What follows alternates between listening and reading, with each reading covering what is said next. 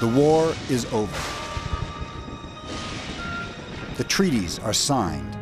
The bodies are buried.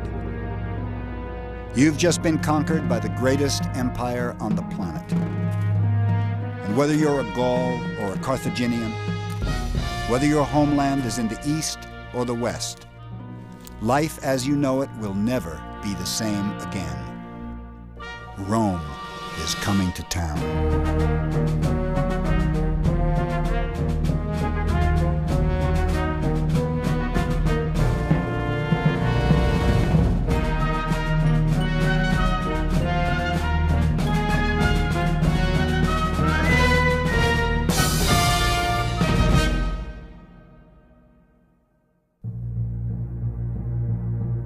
Rome conquered with the brute force of her military machine, sweeping entire peoples into her empire.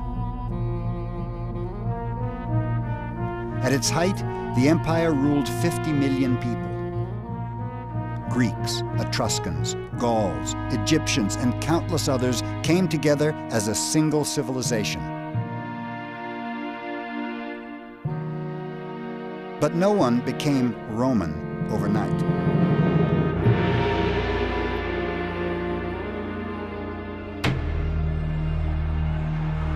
Rome had to conquer the hearts and minds of her people, just as powerfully as she won her vast territories. But this conquest was a psychological one, and no effort was spared to win it.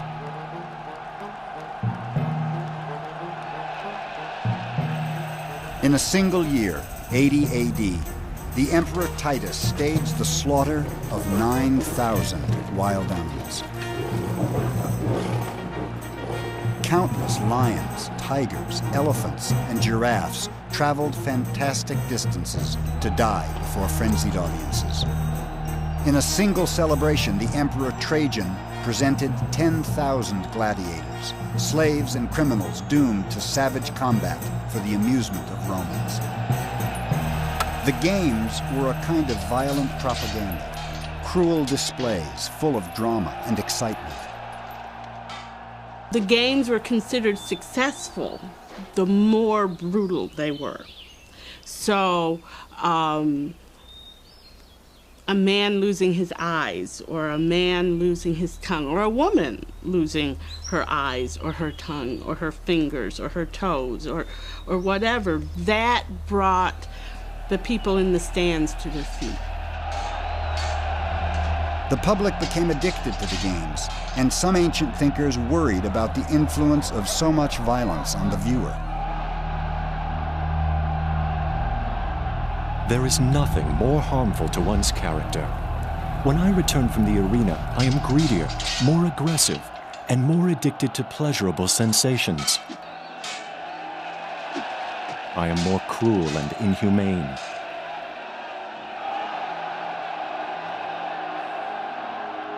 But the games were far more than just violent entertainments to thrill the masses. They were also the very essence of Romanness, decanted for all the empire to drink. I doubt if any emperor sat down and said, let's have some games for good advertising. I don't think they did that, but I think that it worked to that end, in that this showed what we could do. After all, you can't watch a battle. You couldn't watch those Roman troops going off to war because that was a long way away, and there was no television and there were no newspapers to tell you about that.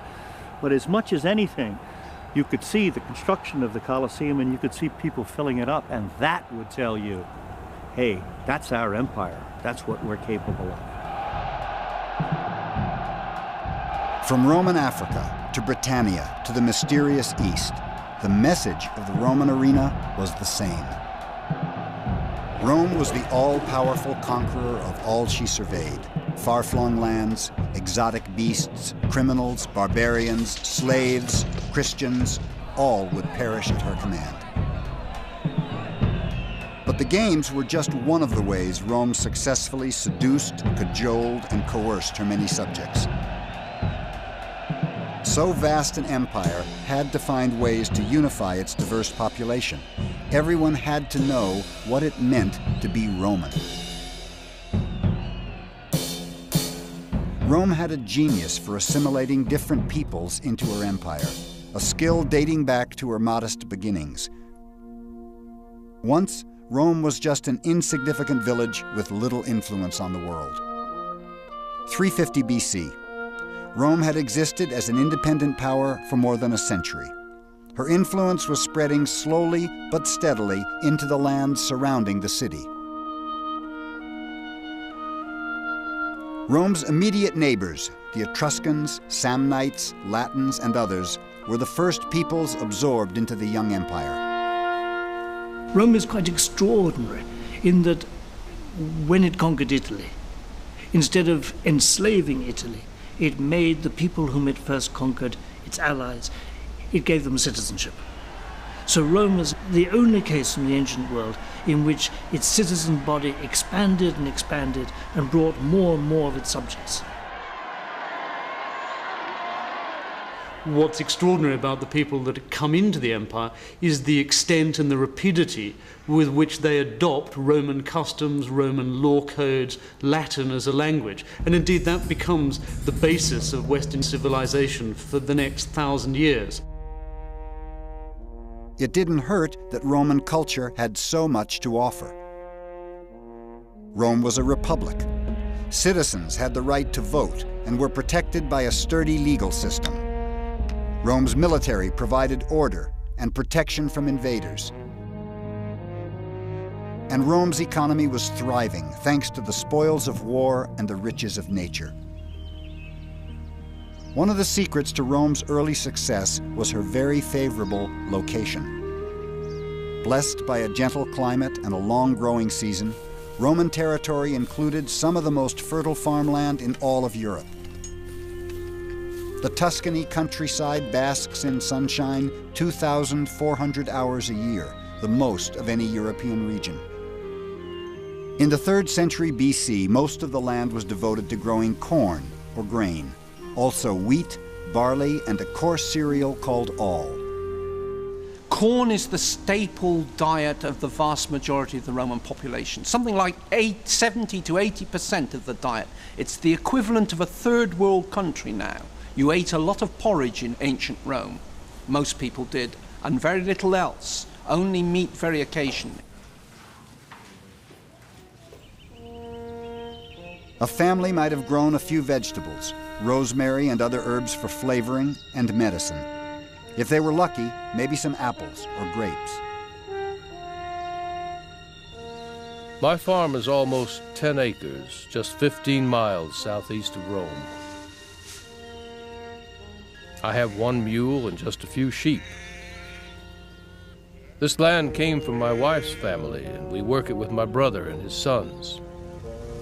We grow mostly wheat and some vegetables for ourselves. Several springs past, I planted this small vineyard.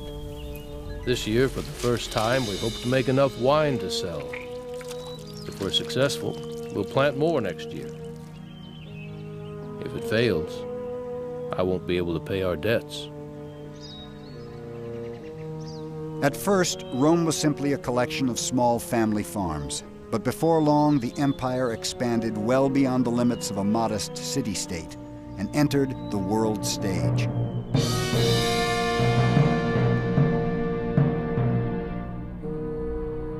In 146 BC, when Rome finally conquered her first great enemy, Carthage in North Africa, her destiny changed dramatically. Suddenly a world power, Rome commanded not only Italy, but most of the Mediterranean world. By 140 BC, Rome was still a democratic republic, but now she was also undeniably an empire, controlling more than 250,000 square miles. More than 4 million people lived under Roman rule. The great wars of expansion brought a tidal wave of riches back to Rome, a flood of instant wealth that acted like gasoline on the flames of a young economy. Spoils of war included art, jewelry, gold, and other finery, along with a different kind of commodity, slaves. Now that Rome was a world power, the rules of the game changed dramatically. Conquered peoples were no longer guaranteed citizenship or any benefits of empire. Now, if you lost the war, you were probably taken captive. If you were conquered by a Roman general and you weren't killed, you would be a slave. And it didn't matter if you were a blonde, blue-eyed German, or a dark-eyed Macedonian, or a dark-skinned, dark-eyed Ethiopian. That wasn't the point. The point was you had been conquered. You were inferior because you had been conquered by the superior Romans. About 250,000 soldiers were captured in the wars against Carthage, and countless more slaves came from other battle zones. 150,000 Greeks, 100,000 Gauls, tens of thousands of Germans, Spaniards, Syrians, Thracians, and Jews all became Roman against their will. At its peak, the empire's largest slave market on the Greek island of Delos is said to have sold 10,000 slaves a day. In Rome's farm economy, this flood of slaves had a huge impact. While peasant soldiers were away fighting wars, their land was often bought or stolen by aristocrats who farmed it with slave labor. I have traveled many weeks to come home, only to find disaster. My farm has been taken over by a rich man. His slaves are harvesting my fields. There are many like me whose farms went to ruin while we fought, and now others have taken over our land. We have no place to go but the city, as beggars. I never thought I would come to this. I was Rome's loyal soldier for 14 years. Now I am thrown away. The peasants were being driven off. So you get a consistent peasant displacement and the growth of large estates. All right? The large estates which tended to use slave labor, which was itself being generated to some extent by the successful warfare that was going on. So you have a vicious circle in which the peasants were fighting for their own displacement. Until the mid-2nd century BC, the countryside was dotted with countless small family farms. But now, land was being consolidated into larger and larger estates. Owned by wealthy absentee landlords, these huge farms boasted hundreds, even thousands of slaves each. Family farms simply couldn't compete, and refugees by the thousand poured into cities in the desperate hope they'd find some way to make a living. I'm lucky to have found some work. Many in Rome must beg for their meals. Still, wool processing is brutally hard and hot. We leave a stone basin out on the street to collect urine. We mix it with fuller's clay and boil it to size and clean the wool. Rough cloth comes in every day by an endless parade of wagons, and it goes out as finished and dyed fabric, the very highest quality. This wool will be made into the togas of senators. As Rome grew, so too did the gap between rich and poor, a cruel inequity that would haunt the empire to its very end.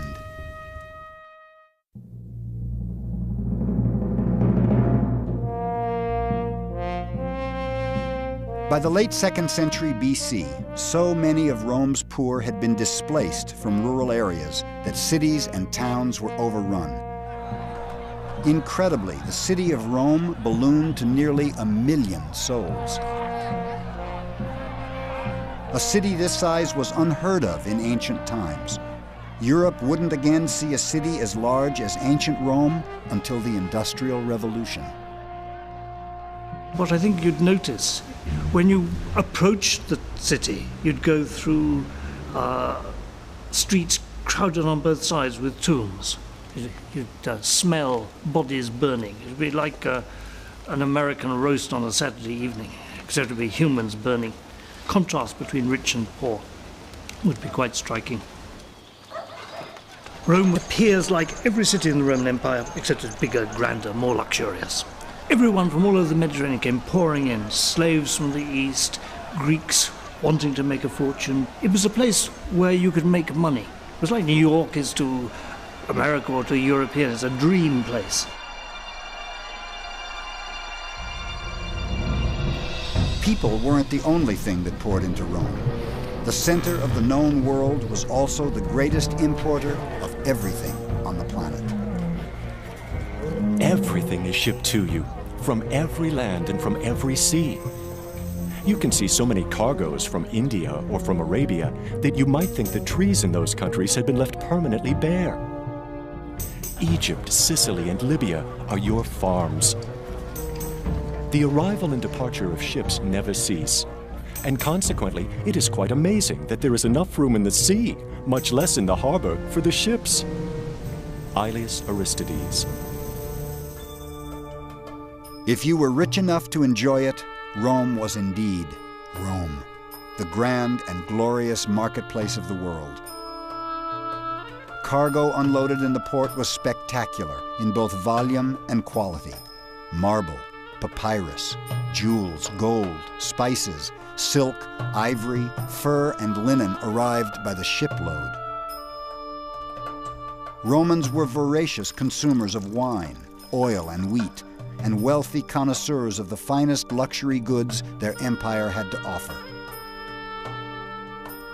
The only way in which we could have a city like Rome, a city of 1 million people perhaps, the only way that could exist in the ancient world is if the goods from this huge empire flood into it to help it survive. In a very basic way, you cannot feed a population of 1 million on the local hinterland of a city. That's one of the first ways in which provinces are exploited.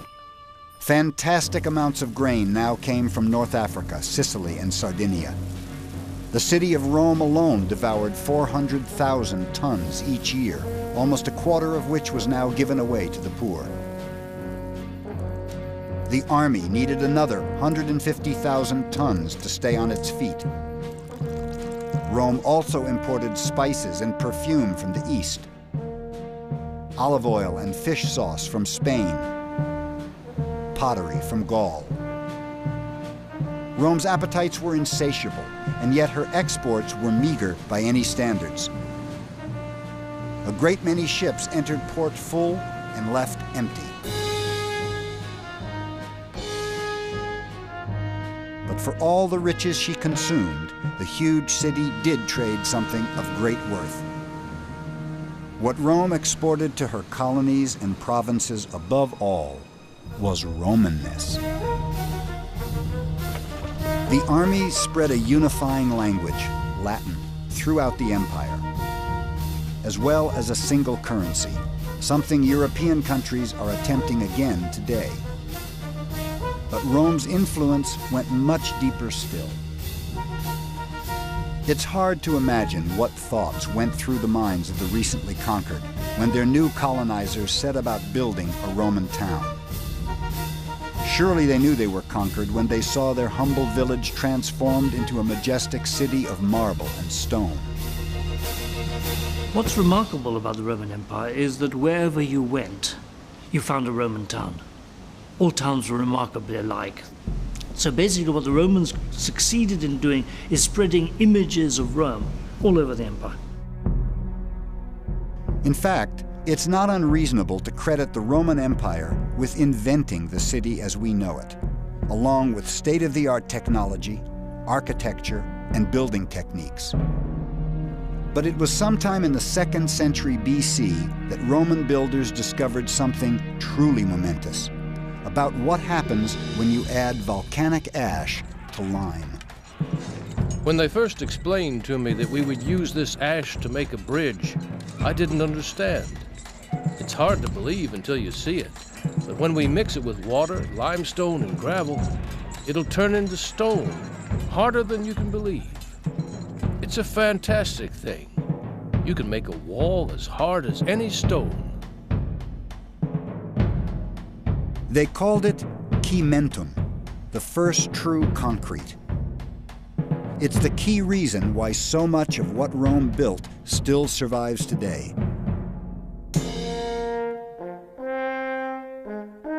Romans built cities in a very particular, very orderly fashion, usually laying out the streets in a grid. The Roman city was so consistent, you could say they built the same city over and over, more than 1,000 times, more than 600 times in Africa alone. Many modern cities, including London, Paris, and Bonn, were actually built directly on top of their Roman foundations. And Roman architecture is still the image of power and order throughout the Western world today. Curiously, the one Roman city that has no grid, but narrow, windy streets with twists and turns, is Rome herself. The reason? It grew up organically, over centuries, unlike most Roman outposts, which were planned cities.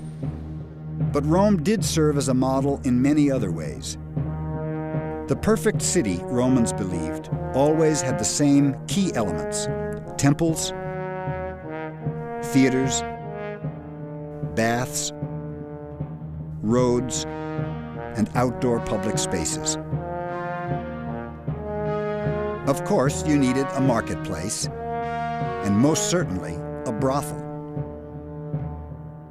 A traditional sign, such as this one in the African city of Bulla Regia, pointed the way for visitors. Almost without fail, in a city of importance, there was at least one amphitheater. Still the most recognized symbol of the empire, the famous Colosseum in Rome was the model for hundreds of amphitheaters throughout the provinces. The Egyptians left tombs behind, pyramids. We think of that immediately. We think of Greek temples. But the Romans, I think the most famous thing that they left behind probably were the stadiums. The Colosseum, the Circus Maximus, and also other stadiums around the empire. And that's what we have as our cathedrals today. And any city that wants to really call itself a city now doesn't build a skyscraper, and doesn't build a place of worship, builds a stadium. In that sense, we're more connected with the Romans than I think in any other. There was a good reason arenas were so monumentally important, for here was the true heart and soul of empire. It's a very good way to look at the games as a reflection of the ideals of empire. The big gladiators are there to display their courage, their bravery in front of the crowds. Beast hunts. What kind of person is able to bring a hippopotamus from Africa and put it on display in Rome? What kind of person is able to take lions from one part of the empire and put them on in another? The emperor not only controls people, but he controls all of nature.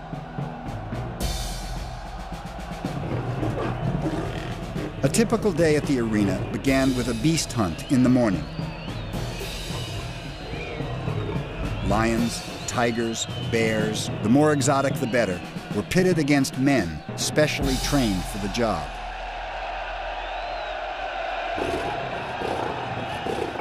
Hundreds of animals at a time would die before roaring crowds, despite a few faint voices of dissent. What pleasure can a civilized mind find when a magnificent animal is stabbed again and again with a hunting spear? Cicero. At midday, criminals were put to death. Crucifixion and burning at the stake were common punishments, but crowds seemed to prefer the sentence of damnatio ad bestias, condemned to the beasts.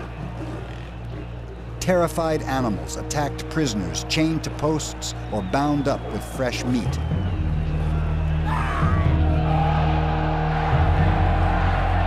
Finally, afternoon to sunset brought the day's main event, the gladiators.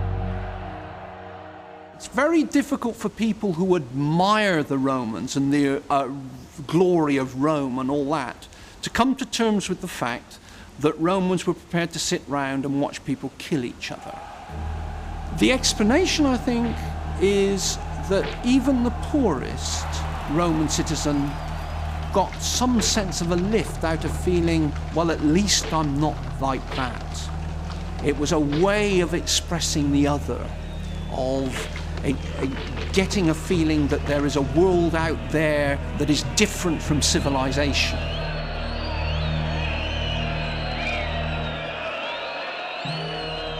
Most gladiators were criminals, slaves, or prisoners of war, specially trained to fight in the arena. If they fought bravely and kept winning, they even stood a small chance of gaining their freedom.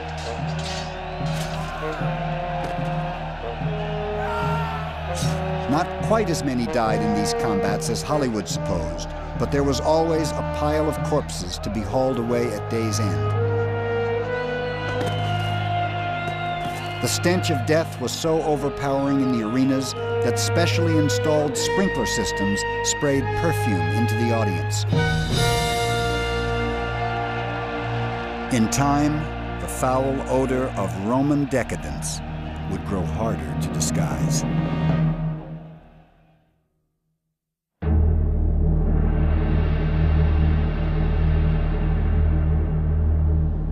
Lands that were once Roman are today divided among more than 40 nations. From the Atlantic to the Euphrates, from the Sahara to Scotland, more than 2 million square miles. Romans built a stunning network, 53,000 miles of paved roads connecting the empire.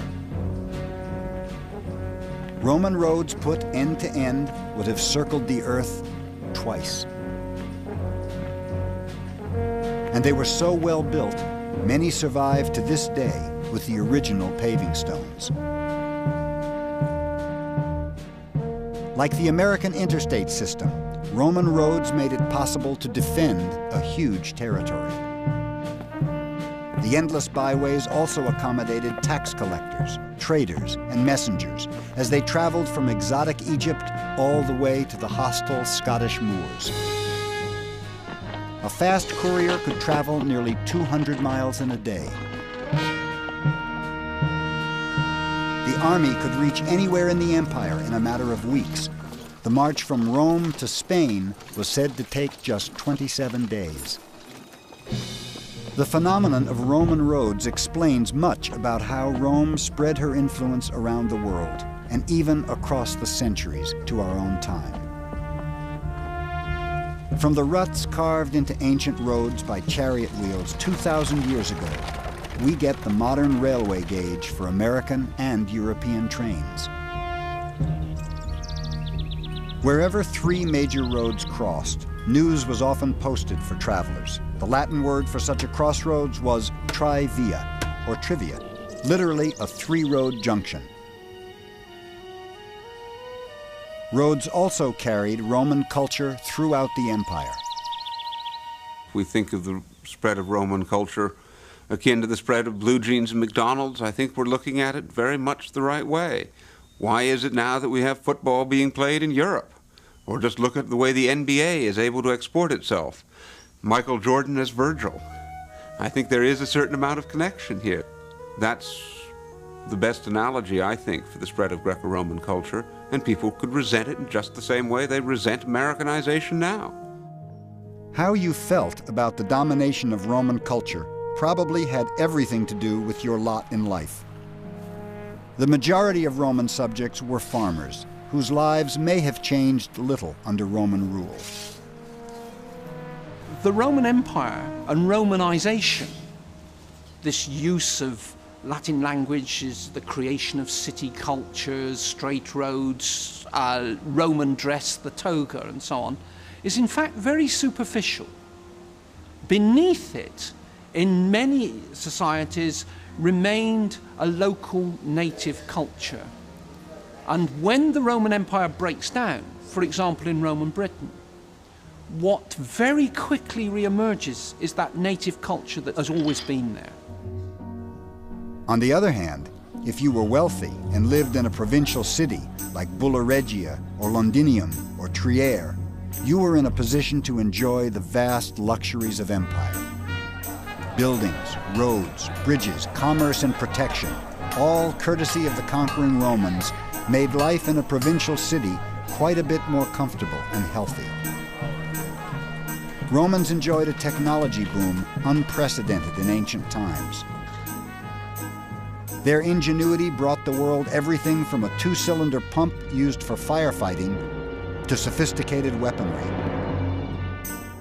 a rotary flour mill, water-powered machinery, pipe organs, padlocks, lightning rods, and even elevators.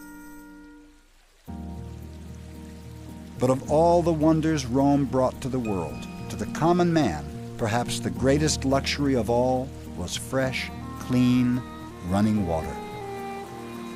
Spectacular and brilliantly designed Roman aqueducts brought a continuous flow of water out of the mountains and into town. Sophisticated engineering built an ingeniously simple structure, graded ever so gently, so gravity did all the work. Thus, millions of gallons moved hundreds of miles to the spot where they'd be used, all without need of fossil fuel, electric pumps, or human effort. Some ancient cities had 2 to 3 times as much water per person as many cities today. The aqueduct was a feat of engineering so impressive, Romans themselves imagined we might marvel at them long after their builders were gone. Will anyone compare the idol pyramids to these great aqueducts, these indispensable structures? Anonymous. Public baths, fountains, and even the wealthiest homes were provided with clean running water. Sewers channeled waste into rivers or seas, providing a level of sanitation not matched for nearly 2,000 years and still not met today in some parts of the world. On the whole, the provinces thrived under Roman rule. But if many enjoyed the prosperity of empire, what of those who suffered cruelly to provide it? There was a well-known saying in ancient Rome: "Every slave is an enemy we harbor." Indeed, every master feared his slaves, some with very good reason. By the 1st century AD, the number of slaves had skyrocketed. Now, an astonishing 1 in 3 inhabitants of the Roman Empire was a slave, around 16 million people. Slaves still worked the fields, but now many also toiled in mills, gold and silver mines, and other labor-intensive industries.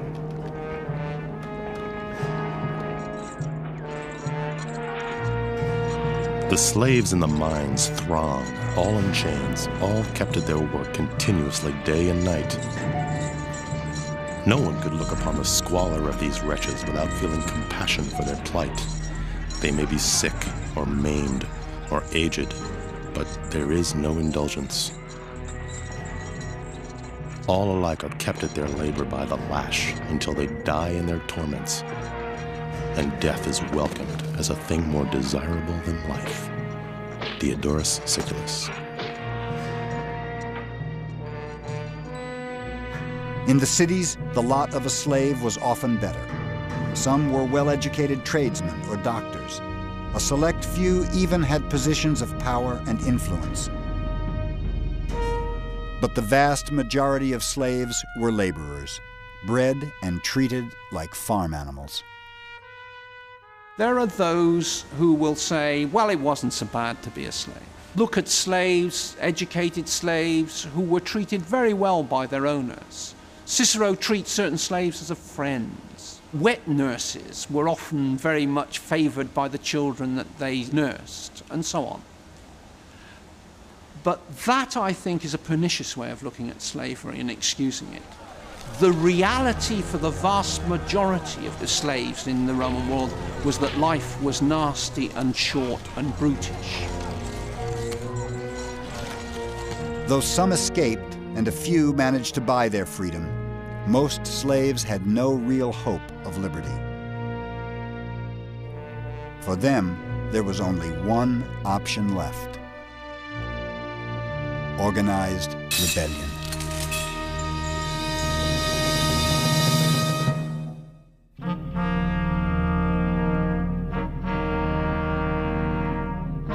Sicily, 140 BC. The rich island was notorious for its savage treatment of slaves. Over the previous decade, a large number were imported to supply grain to an insatiable empire. Many of the recent arrivals were former soldiers of high rank, unaccustomed to being treated like animals. The Sicilians, having grown very rich and elegant in their manner, bought up large numbers of slaves and immediately branded them. They treated them harshly, worked them too hard, and cared nothing about their food or clothing. Beaten and mistreated almost beyond reason, the slaves could no longer patiently endure. Diodorus Siculus. There were large concentrations of slaves on these farms, and they were very often of the same nationality. One of the pieces of advice that was given by later people to slave owners was to make sure that you mixed the nationalities, that you didn't have this sense of unity. Among the newcomers was a Syrian named Yunus. He was a well-liked man who many believed had magical powers. One day, some slaves came to ask his advice. Was it wrong to kill a master whose cruelty and torture were beyond all endurance? Yunus considered the question carefully. His answer was action. He rallied and armed 400 fellow slaves. Yunus led his rebel army on a rampage of pillage and murder, killing every master they could find. The slaves proclaimed Yunus king, and their revolt caught fire. Armed with axes, meat hooks, hatchets, clubs, whatever they could find, including kitchen utensils, the slave army soon exploded into a force 70,000 strong. As word spread, uprisings broke out all over the empire, even in Rome. Smaller revolts were put down quickly, but in Sicily, Yunus's troops often outnumbered the Roman soldiers they fought. For 7 bloody years, the war raged on. When Rome finally sent enough forces to quell the rebellion, the legions massacred 20,000 slaves. They were crucified, hung in chains, or hurled from the city walls. To the very end, Yunus fought on, but Roman legions captured the beloved slave king. His gruesome fate was to die in prison, his body eaten away slowly by lice. It was the first true slave revolt against Rome, but it wouldn't be the last. The gap between rich and poor had become a gaping chasm.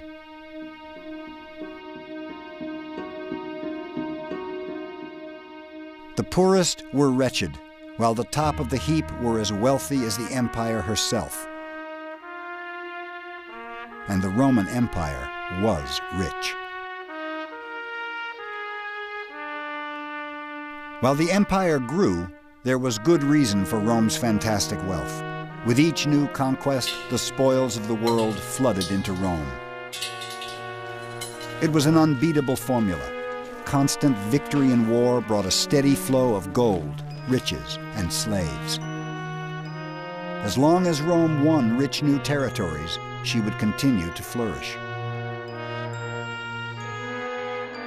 In the 1st century AD, the empire's population was around 50 million people and still growing. With little central planning and scant mass production, the empire managed not only to feed its huge army, but also its poor.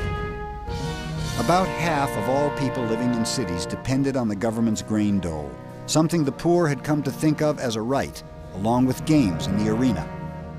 You hear the expression bread and circuses, and really it's bread and games, food and games. It was the government giving people what they wanted to keep them happy. The same way that we have tax deductions, and we have holidays, and we have other things to keep our citizens happy, so did the Romans provide this kind of fun and games for people. And ultimately, if anything, it was part of what drew down the empire. Eventually in Rome, you had 170 days of games. That's really 170 holidays. That's half the year, figured out.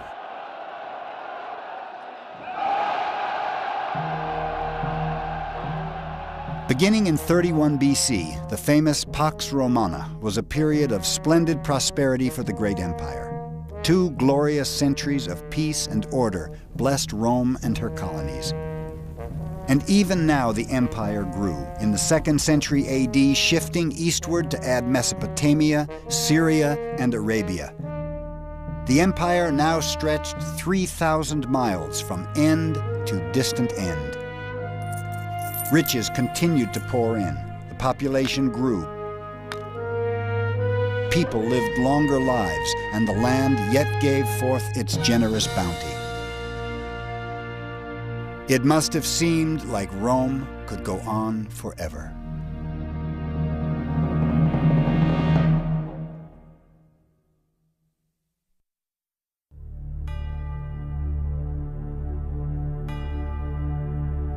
Prosperity is a quality difficult to measure. And even harder to pinpoint is the moment prosperity begins to fade. Did anyone, farmer, soldier, slave, or craftsman, mark the day the Roman Empire ceased to rise? Though far bigger than any other ancient city, Rome never grew much larger than 1 million people. After 106 AD, the empire too ceased to expand. On one front, growth was halted by the Atlantic Ocean. In Africa, it was the Sahara Desert, a place Romans said had not a drop of water anywhere in ground or sky. To the north, climate set the boundary. Expansion went well into present-day Germany, but Romans never ventured far from land where they could grow olives and grapes.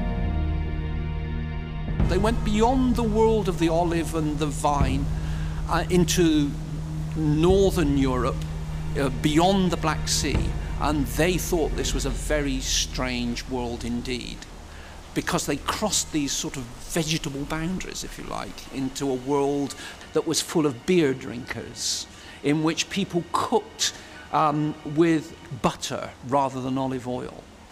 Vita vinum est. Life is wine. And that was true for most Romans. Life was wine. So the final push took them eastward. The last great conquest was Dacia, a rich empire in modern-day Romania. The Emperor Trajan's great victory there in 106 AD brought spectacular spoils back to Rome. Tens of thousands of slaves, 182 tons of gold, 165,000 tons of silver. Treasure enough to transform the city of Rome. Grand new monuments, including the spectacular Trajan's Column, depicting every phase of the Dacian Wars. Treasure enough to stage the last great victory celebration, 35 days of non-stop games and partying. This great haul of spoils was spectacular and awe-inspiring, but it was also the last. Never again would splendor on this scale rain down on the empire. It was a grand and glorious time, a time of excess and celebration.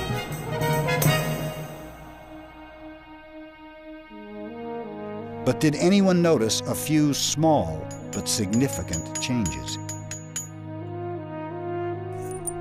Prices had been steadily creeping up, especially for 2 crucial expenses, grain and the military. Inflation is rampant. The government is desperately attempting to fund army by printing more money. Gold reserves are down, prices rose daily. You couldn't be sure of the real value of any of the money in your pocket. Meanwhile, in the 2nd century AD, the amount of silver in the coins themselves began to fall. Coins that had once been nearly pure silver eventually contained just 40% of the precious metal. In fact, the mines were running out of silver, and that wasn't the only natural resource running dry. Africa and the East had been so plundered for wild animals to supply the games that some were becoming hard to find. At least one species, the Moroccan elephant, was driven to extinction. There were other small, almost unnoticeable signs of a change in the winds of prosperity. Ancient writers spoke of corruption and greed resulting from Rome's immeasurable wealth. Fortune introduced an excess of wealth, and morals collapsed before prosperity. The spoils of war encouraged extravagance. Public office was stolen through bribery. Trust was shattered, and war was a source of profit for many. Lucan. Romans began to see extremes of wealth and luxury as a vice. But at the same time, a universal hatred for the tax collector made tax evasion something of a sport.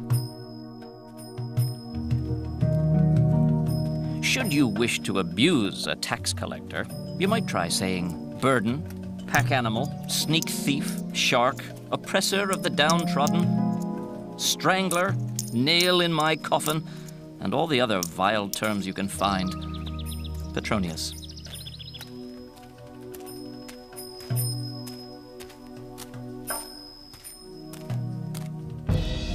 Still, hatred for the taxman didn't keep taxes from rising. Maintaining the empire was expensive, and now that it was no longer expanding, there were no more spoils of war. Defense had become Rome's largest single expense. The Emperor Marcus Aurelius tried to solve the problem as Romans always had, by going to war. In 162 AD, he invaded the Parthian Empire in the east. It was the end of the Pax Romana, and it was a war the overextended and out-of-practice legions were destined to lose.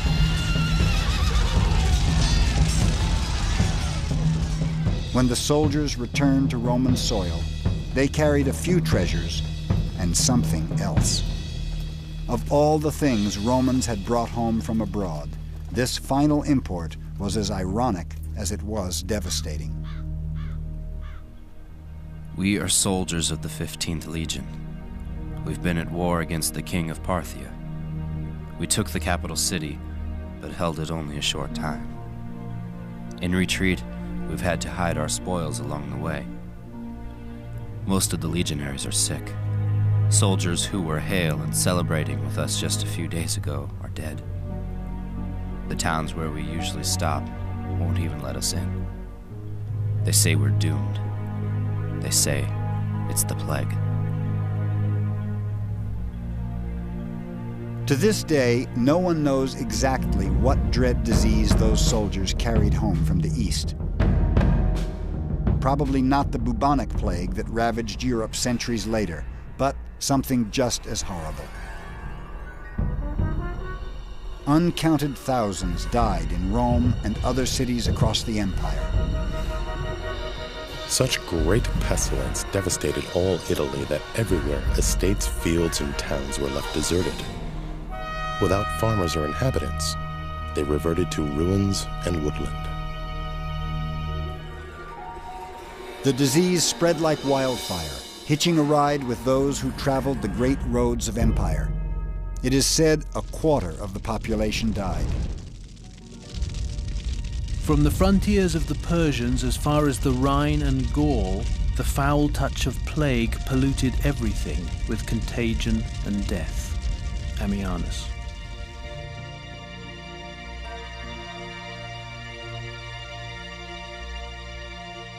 At the same time, far to the north, Rome faced a different threat. Barbarians had been massing along the borders for some time. It's impossible to know if the German tribes perceived the weakness of this moment, some desperate change in Rome's luck in the throes of the plague. What we do know is they chose this moment to attack. For the first time in 200 years, a foreign army crossed a boundary, the Danube River, and invaded the Roman Empire. The Roman legions chased them back, but it was only a taste of what was to come. Rome was now, and forever after, looking over her shoulder.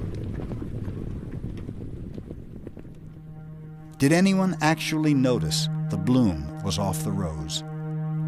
It's more likely the moment quietly came and went.